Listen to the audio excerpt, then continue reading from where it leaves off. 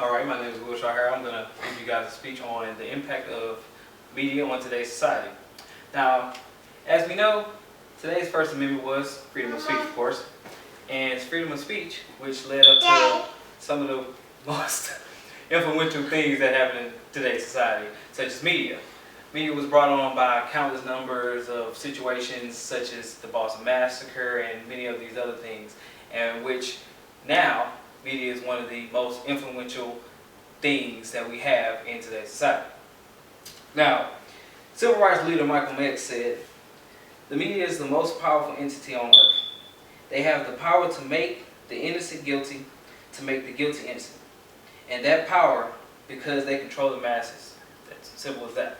Now, in the sense of him saying that is, let's be honest, media controls anything. Whatever they say, most people are going to believe because it's supposed to be based off current events.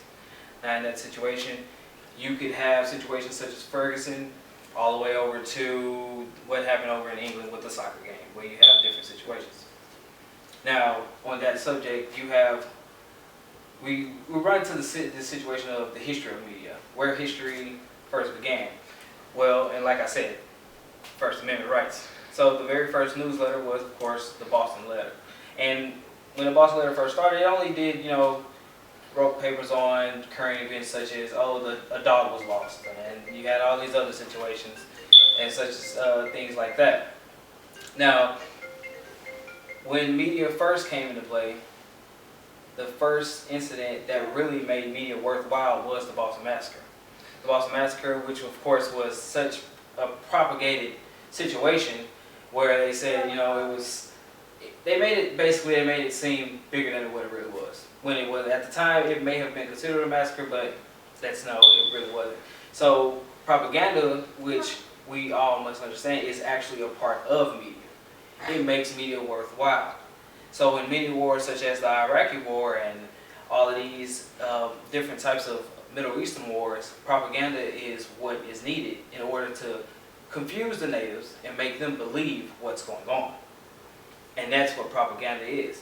So propaganda, which is something that is technically defined as an ideal. Ideals and ideas that can basically breathe onto a person's thought. So, say for instance, let's give an example. I was at war with a friend of mine. My mindset would be to try to ruin him, to try to slander his name as best as possible to make me look better. If I make myself look better, they're going to believe me. If he looks bad, they're going to want to kill him. And that's what we're looking for. That's what propaganda is. Propaganda is to try to reach and kill the other person.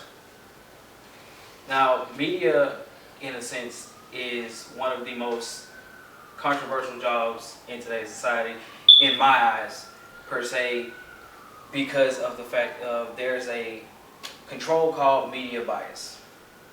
Media bias is a sense of that there is no technical control over what a person can say. They have to be as less biased as they can. You cannot go and say, this black guy did this.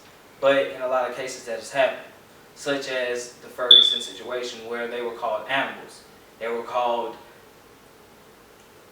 They just weren't called human beings. So in the sense of that, this is what media controls. Media can control, again, the masses, such as Malcolm X said. And when you have that control, it gives you just don't understand the power that you have within your hand. So one of the leading papers that is probably the least biased paper would be Times Magazine.